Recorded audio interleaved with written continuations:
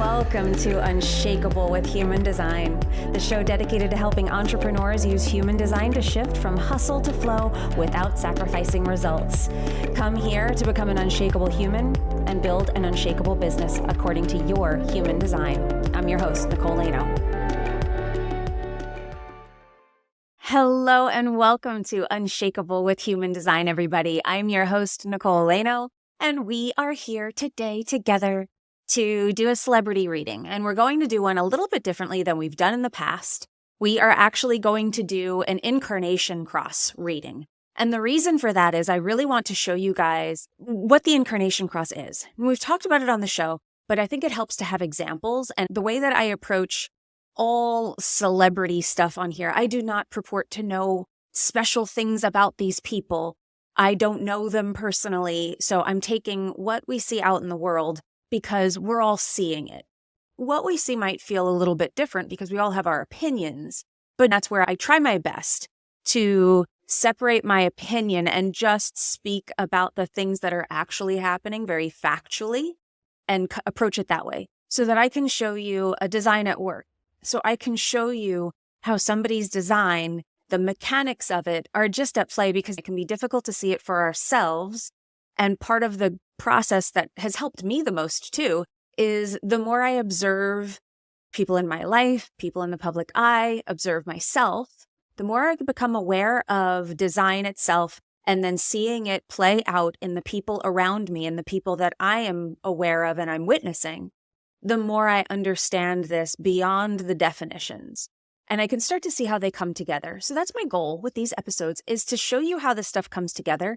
And the Incarnation Cross, I think, is something that gets people very confused. It is also known as your purpose.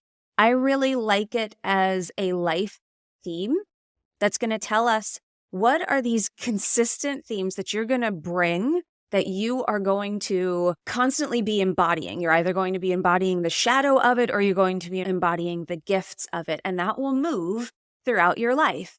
Now, these bigger themes, they are going to have a huge effect on the rest of your life, whether you're in the shadow of them or the gift. If you're in the shadow, you will typically find that everything feels hard because it is influencing the rest of your chart, because it is such a huge part of your energy, this Incarnation Cross, the 4 gates that are part of it. So what I'm going to do today is I want to take you through someone's Incarnation Cross. We're going to do Taylor Swift. She's very much in the news right now. And I feel like she's one of those people. We've done an episode, we've talked about her here on the show before. Episode 110 was a reading for her. I did a little mini celebrity reading for her way back. Go back to episode 110 if you want to hear the whole thing.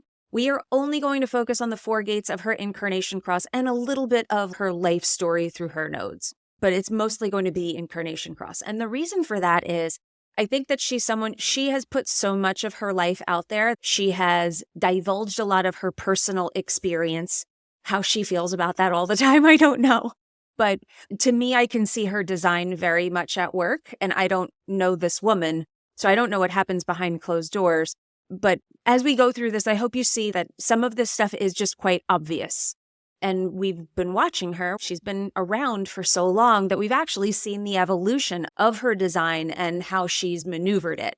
Now, of course, everything Incarnation Cross is a piece. It is a very big piece. But her whole chart is going to influence her purpose or her life theme. Now, let's talk about it. A little glimpse into Taylor. She is a 5/1 splenic projector. So we're going to talk about Taylor Swift's human design, but we're mainly going to focus on her Incarnation Cross. But the fact that she's a 5/1 splenic projector speaks about how her purpose will be fulfilled. The 5/1 is going to be who she shows up as. Splenic is going to be the way she makes decisions, how she moves through life if she's in alignment will be spontaneous. And as a projector, she is going to follow recognition. What are you being recognized for? And the rest of her chart, the fact she has an open G center, an open throat, all of these other things play into this, of course. But I go into that more in depth in episode 110, and I don't want to just repeat it.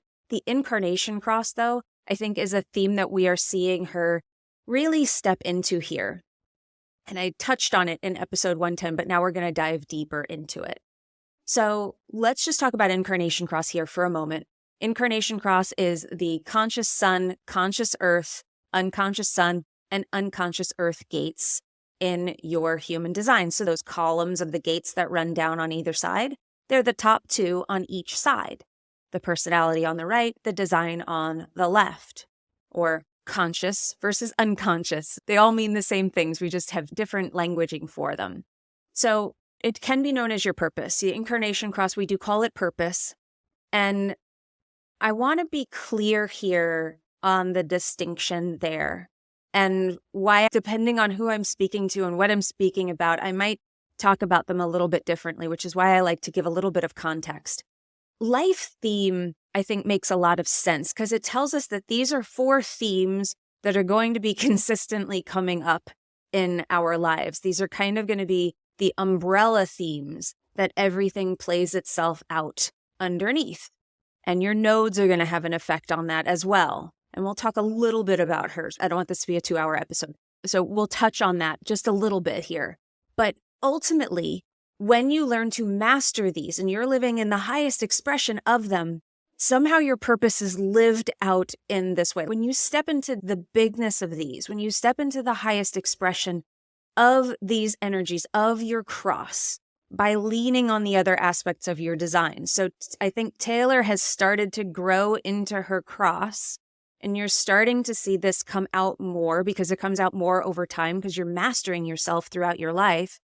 She hasn't done that by just focusing on her cross. She's focused on what I can see are certain aspects of her design. She has mastered certain channels. There's certain things that are coming out in higher expression, and she's becoming a better projector as the type of projector that she is, using her channel of struggle to apply focus to her creative work.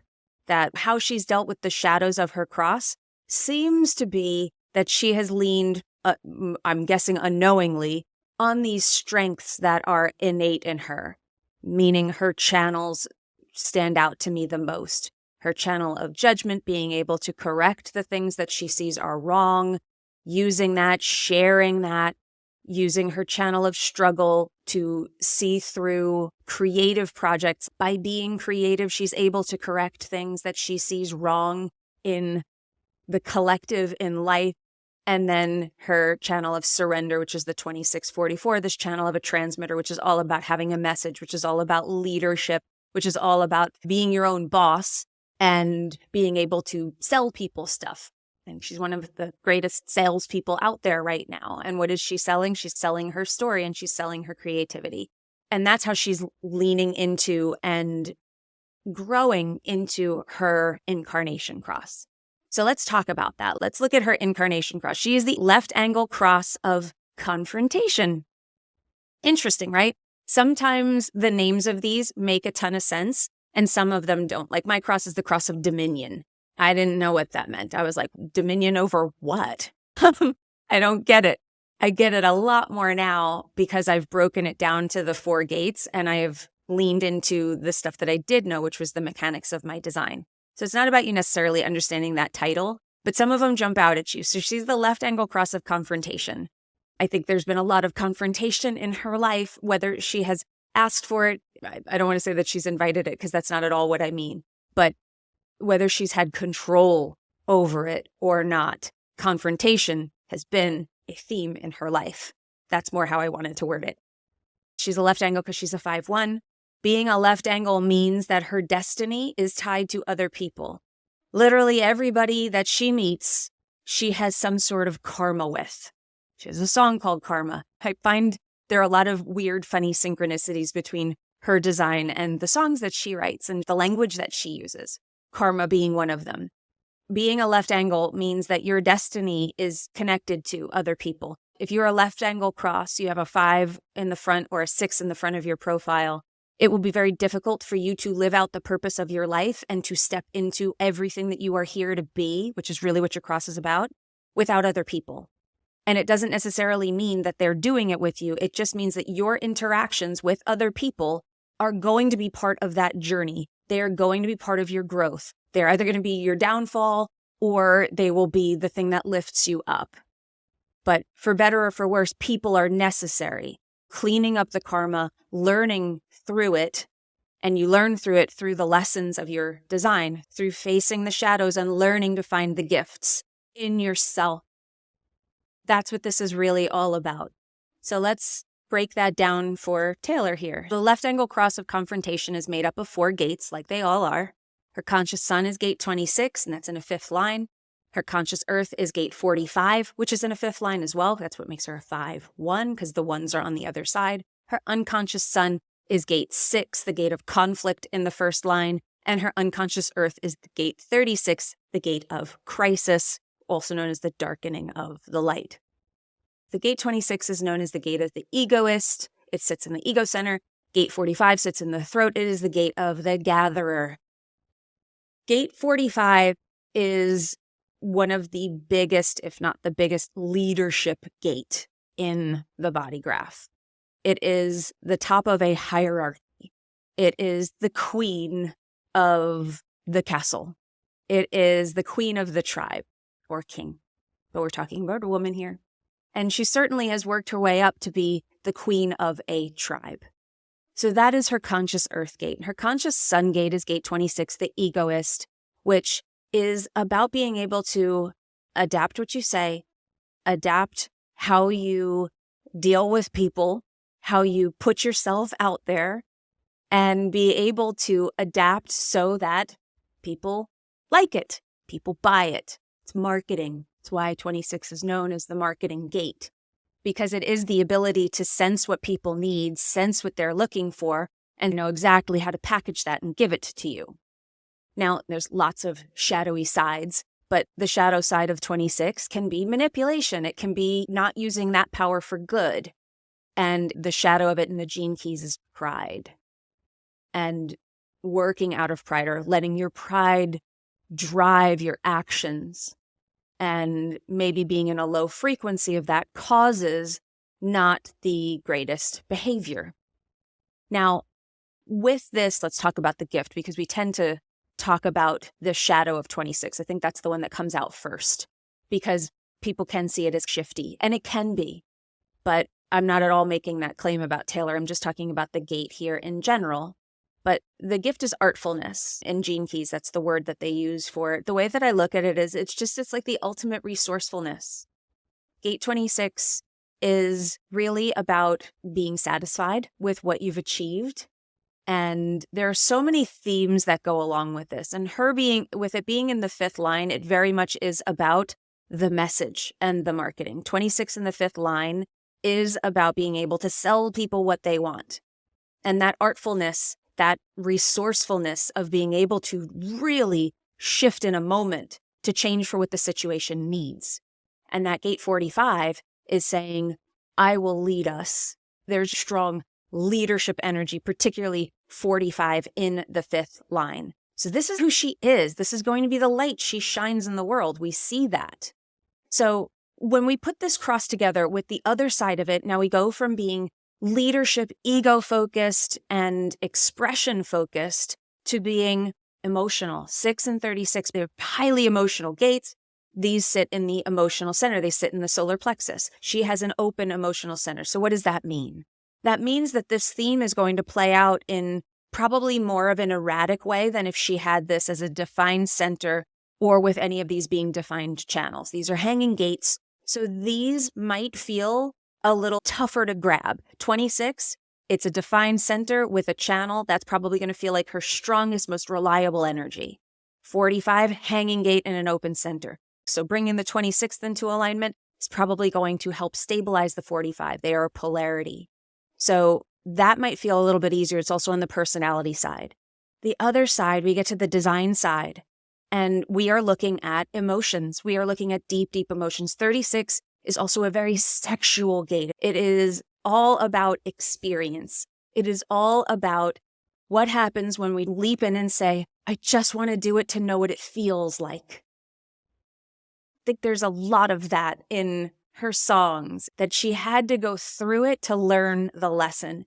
She couldn't think about it. She couldn't know better. She just had to do it because she needed to feel it and to know what it felt like. And she wouldn't understand it until she did.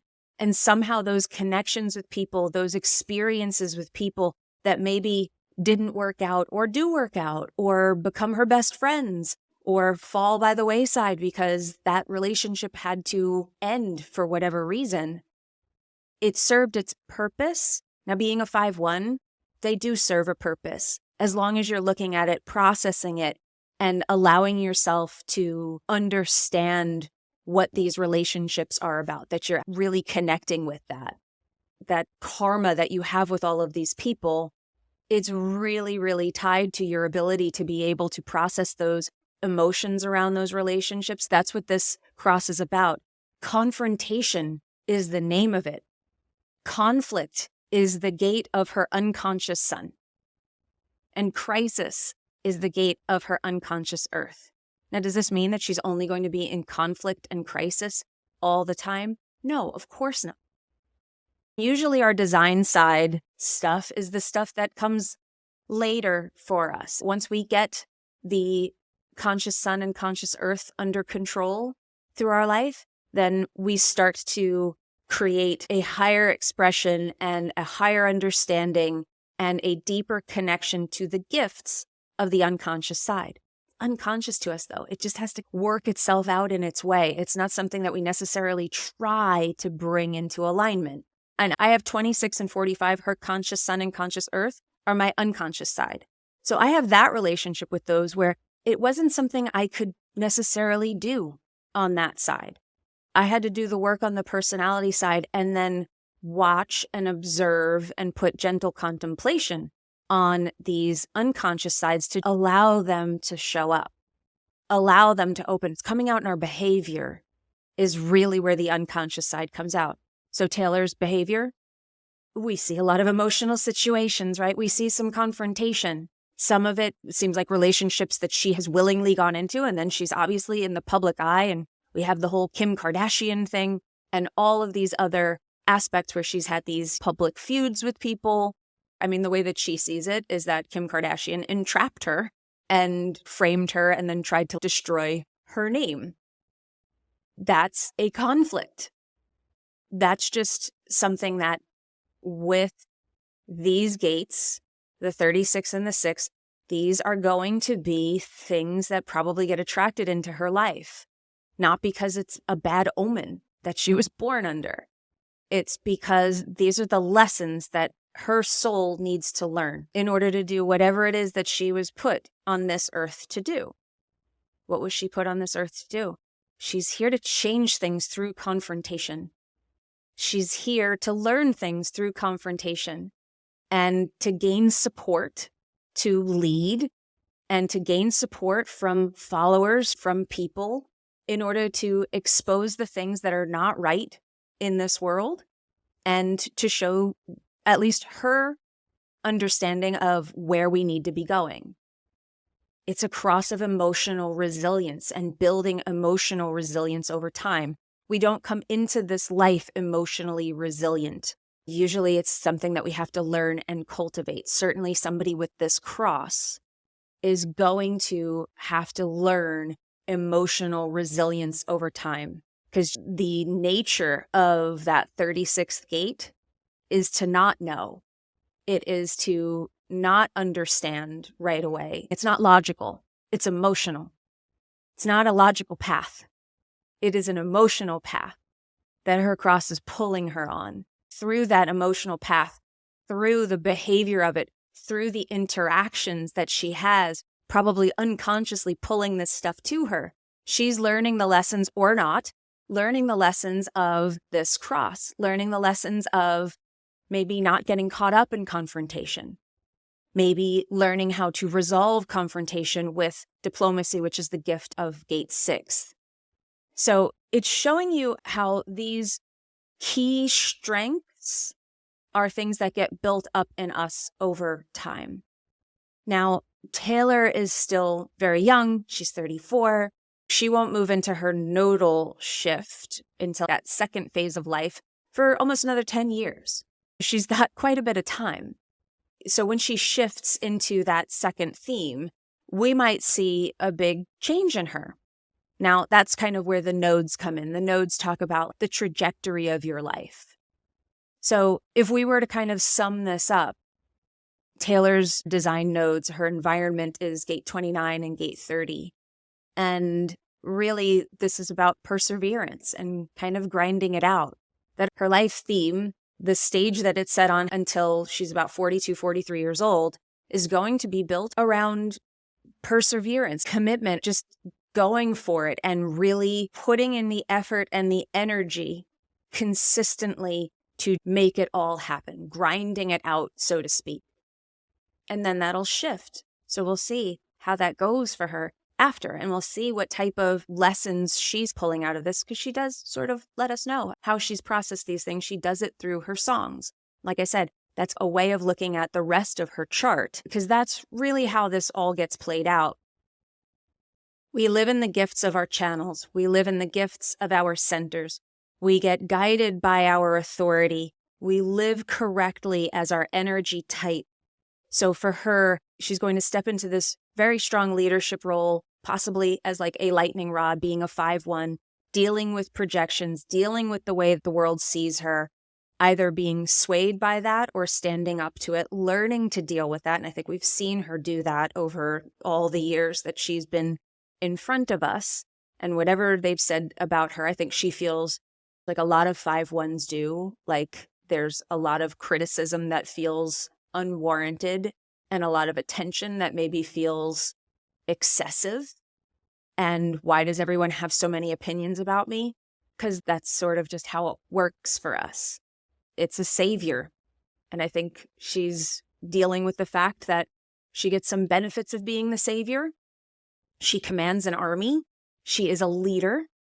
But that's a double-edged sword, because I didn't say that I would save all of you. That's not what I signed up for. It might be part of what she's thinking at times. So being that 5-1, the more she steps out into that, the more she becomes embodied in that, the stronger her energy becomes, the stronger her power becomes. What's the power? Her power of confrontation, her power of being able to navigate confronting and difficult situations, even in times of crisis, to be able to lead and still adapt and still put out a message and her leadership qualities throughout that, despite it, or maybe because of it. So there's usually a strong sense of personal justice with this cross. There's a strong sense of a natural ability to lead and inspire others based on what you feel is right.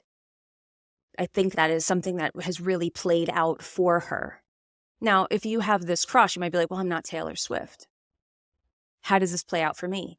It's going to be through the rest of your design. Taylor's a projector. So when I say that it plays out through your type, your strategy, your authority, all of that, this is played out through what has Taylor been recognized for. She's been recognized for her songwriting. She's been recognized as a performer. She's been recognized as an artist. The more she gets recognized, the more successful she becomes. That's how it works with projectors.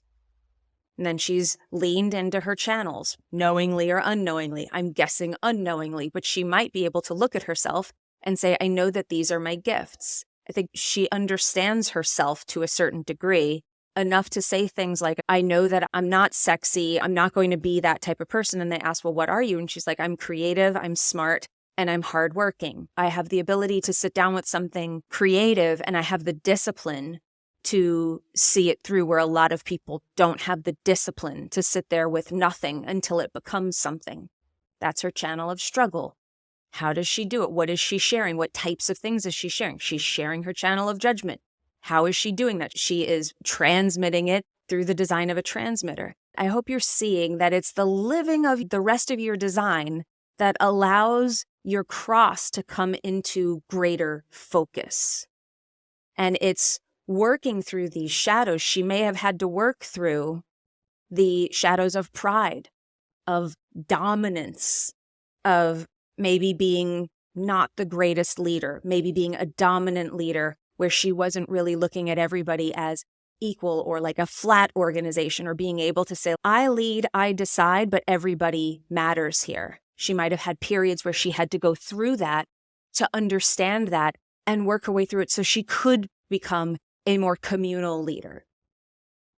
She might have had to work through conflict and friction and difficult relationships and learn how to deal with them more diplomatically. She might have had to work through her areas of crisis and difficult situations and really dark times. And I think that's probably the one that we see very, very clearly. Her purpose ultimately in life is grounded by her ability to navigate turbulent times, to be able to handle the emotions that come with deeply sexual situations, deeply emotional situations, going from I don't know to I know through experience, which can lead to a lot of difficulty.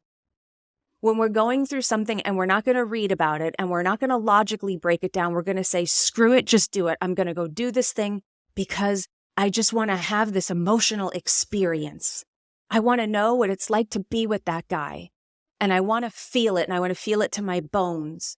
And I want to know what it's like to have lots of sexual experiences. And I want to know what it's like to dive in to this type of life. That sometimes brings crisis, that sometimes brings deeply dark emotional places, that sometimes brings us to our knees because it's unpredictable. We can't figure it out. And then we look to the past and we try to make sense of it. That's what the emotional side does. That's what the abstract does. So understanding how this all works can help you understand maybe why the things happen in our lives, that there's a greater purpose at work, that there is something that's happening beyond us, that's guiding us. And if we just pay attention to the lessons that are innate in our design, that are coming through all the time, that we can somehow step into what is our bigger purpose in life. Because her purpose does have something to do with confrontation, and it does have something to do with showing people a different way and maybe helping them learn or demonstrating how you navigate a crisis, how you can come out stronger and leading from that place. There's so many interpretations that we could make from that. But from a very high level, these are possibilities and potentials. I know that understanding my cross has certainly given me so much clarity as to why the things that happen, what my lessons are. The more I pay attention to the lessons, the less lessons I have to learn because I'm living in the gifts. And then life changes. And then you start to feel really, really grounded about the steps that you take because you're like, this is what I'm here to do. So if this sounds interesting to you, we have a little guide on Incarnation Crosses. DM me Incarnation Cross. Just those two words though, please, so that the bot sends it to you correctly. DM me Incarnation Cross. We will send you the little guide. Or go to NicoleLano.com/Incarnation Cross. We'll have it all linked up for you in the show notes, as well as episode 110, which was my full reading of Taylor's chart. If you want to go back and listen to that, we will link that up in the show notes for you as well. But please DM me Incarnation Cross if you would like that little guide on Incarnation Crosses. We'll have it for you there. Thank you so much for being here. I hope you like this episode. I hope you like this little detour that we've taken on our human design journey where we dove into a celebrity chart. If there's somebody that you wanted to learn more about, if there's a celebrity you wanted us to do on the show, DM me that word too. Let me know who it is and I'll see if I can run their chart. Remember, in order to have an unshakable business, you must first become an unshakable human. So thanks for letting us help you become unshakable with human design, everybody. We'll see you next time. If you love this episode and you're a fan of the show, please show us the love on iTunes, Spotify, or wherever you're listening to the show and leave us a review. And if you'd like to connect with other entrepreneurs on their human design journey, join our free Facebook community, Human Design for Entrepreneurs. Go to NicoleLano.me/podcast links to join the group, book a human design reading with me, or access our free human design resources. We'll see you there.